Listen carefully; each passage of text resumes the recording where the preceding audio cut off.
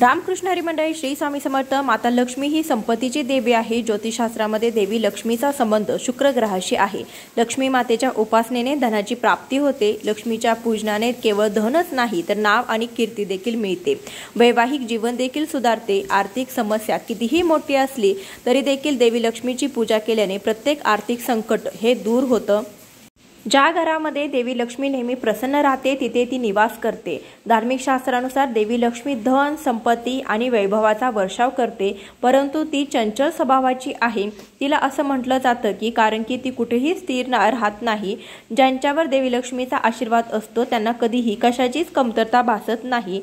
दिवाळी हा सण प्रामुख्याने माता लक्ष्मीला समर्पित आहे। या दिवशी आपण मनोभावे यथाशक्ती होईल तशी लक्ष्मी प्राप्तीसाठी लक्ष्मीची सेवा करत असतो। लक्ष्मी पूजन घरोघरी केलं जातं। तर लक्ष्मी पूजन कसं करावं हे अगोदरच्या व्हिडिओमध्ये आपण पाहिलेलं आहे। त्यामध्ये विधिवत मंत्रासहित आपण लक्ष्मीची पूजा केलेली आहे। लक्ष्मीच्या पूजेमध्ये कोणत्या वस्तू प्रामुख्याने असाव्यात, अखंड लक्ष्मी प्राप्तीसाठी लक्ष्मीला प्रसन्न करण्यासाठी कोणत्या वस्तू पूजेमध्ये आपण वापरल्या पाहिजेत याचा सविस्तर व्हिडिओ चॅनलवरती अपलोड झालेला आहे। तो पाहून तुम्ही यावर्षीचं लक्ष्मी पूजन नक्कीच करू शकता। त्यामध्ये शुभ मुहूर्त देखील सांगितलेला आहे।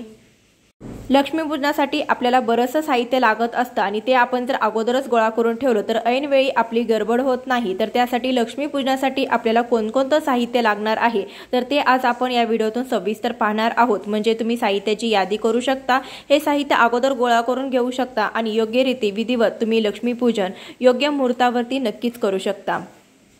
दिवाळी हा दिव्यांचा सण असतो, तर या लक्ष्मी पूजनामध्ये आपण भरपूर प्रमाणामध्ये दिवे लावत असतो। तर तुमच्या घरामध्ये जे काही समया असतील, दिवे असतील, निरांजन असतील तर ते तुम्ही या पूजेमध्ये घेऊ शकता। लक्ष्मी पूजनासाठी शक्यतो समईचा वापर करावा, कारण की समईमध्ये सर्व देवी देवतांचा वास असतो। त्यासाठी मोठ्या पूजनाच्या वेळेस आपण समई ही आपल्या पूजेमध्ये अवश्य मांडावी। लक्ष्मी मातेचा एक फोटो तुम्हाला घ्यायचा आहे। यानंतर आपल्याला हळदी कुंकू घ्यायचं आहे, लक्ष्मी मातेची मूर्ती घ्यायची आहे, गणपतीची मूर्ती घ्यायची आहे, श्रीयंत्र असेल तर नक्कीच घ्यायचं आहे। लक्ष्मी मातेची मूर्ती नसेल तर जो चांदीचा शिक्का असतो त्यामध्ये लक्ष्मी मातेचं चित्र असतं तर तो तुम्ही शिक्का घेतला तरी देखील चालेल। तर किंवा शिक्का देखील नसेल तर तुम्ही सुपारीची स्थापना देखील करू शकता। जे देव तुमच्या जवळ नाही, ज्या मूर्त्या नाही, त्याऐवजी तुम्ही सुपारी मांडली तरी देखील चालेल। तर इथे आपल्याला एक विडा लक्ष्मी मातेसाठी घ्यायचा आहे। त्यामध्ये खारी, खोबरं, हळकुंड, सुपारी, एक नाणं घेतलेलं आहे। त्यानंतर एक कुबेर देवताची सुपारी आणि त्यानंतर एक आपण सर्व देवतांची म्हणून सुपारी घेतलेली आहे। तर त्या 2 सुपाऱ्या घेतलेल्या आहेत।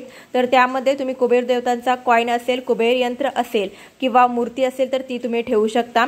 त्यानंतर कलशात टाकण्यासाठी एक सुपारी, एक नाणं घेतलेलं आहे, धूप घेतलेला आहे, सर्व देवांसाठी कापसाचं वस्त्र बनवून घेतलेलं आहे। त्यानंतर ताम्हण पळी लागणार आहे। या दिवशी आपल्याला आपल्या घरामध्ये कापूर जाळायचा आहे। त्यासाठी कापरासोबत आपल्याला काही लवंगा देखील या दिवशी जाळायच्या आहेत। त्यानंतर आपल्याला कवड्या घ्यायच्या आहेत। कवड्यामध्ये पिवळ्या कवड्या तुम्ही घेऊ शकता आणि एक गोमूत्री चक्र माझ्याकडे होतं ते देखील मी घेतलेलं आहे। तुम्ही 5, 7, 11 अशा कवड्या किंवा तुम्ही गोमूत्री चक्र देखील घेऊ शकता। या वस्तू लक्ष्मी मातेला अत्यंत प्रिय आहेत आणि ज्या वस्तू लक्ष्मी मातेला प्रिय आहेत ते आपण या पूजेमध्ये मांडायच्या आहेत। शंख घेतलेला आहे, श्रीयंत्राभोवती ठेवण्यासाठी कमलगट्याची माळ घेतलेली आहे आणि कलशाला बांधण्यासाठी लाल पिवळा धागा घेतलेला आहे। यापैकी काही वस्तू तुमच्या घरामध्ये नसतील तर तुम्ही धनत्रयोदशीच्या दिवशी खरेदी करून आणू शकता किंवा तुम्ही लक्ष्मी पूजनाच्या दिवशी खरेदी केलं तरी देखील ते जास्त शुभ ठरेल। आपण काही फुले घेतलेली आहे। तर यामध्ये लाल रंगाचे गुलाब हे लक्ष्मी मातेला अत्यंत प्रिय आहे। कमळाचं फुल मिळालं तर ते देखील तुम्ही घेऊ शकता किंवा इतर फुले तुम्हाला जे उपलब्ध असतील ते घेऊ शकता किंवा झेंडूची फुले घेतली तरी देखील चालेल। विड्याची पाने आपल्याला लागणार आहेत। त्यानंतर आंब्याची 5 पाने आपण घेतलेली आहे। तुम्ही आंब्याचा ढाळा घेतला कलशामध्ये घालण्यासाठी तरी देखील चालेल किंवा कलशामध्ये घालण्यासाठी देखील विड्याचं पान घेऊ शकता। चंदन ओलं करून घेतलेलं आहे आणि हळदी कुंकू देखील ओलं करून घेतलेलं आहे। यानंतर आपण लक्ष्मीच्या पूजेमध्ये मांडण्यासाठी काही खास गोष्टी घेणार आहोत। त्यामध्ये येतात सर्वात आधी लवंगा। लवंगा माता लक्ष्मीला अतिशय प्रिय आहेत। वेलदोडे ज्याला वेलची म्हणलं जातं ते देखील माता लक्ष्मीला अत्यंत प्रिय आहे, यासाठी घेतलेलं आहे। धने आणि मीठ न विसरता घ्यायचं आहे। काही तुम्ही ड्रायफ्रुट्स घेऊ शकता। बऱ्याच ठिकाणी लक्ष्मीपूजनावेळेस 5 किंवा 7 सुगड पूजले जातात। तर प्रत्येक सुगडामध्ये आपण काही वस्तू लक्ष्मीप्रिय भरून घ्यायच्या आहेत।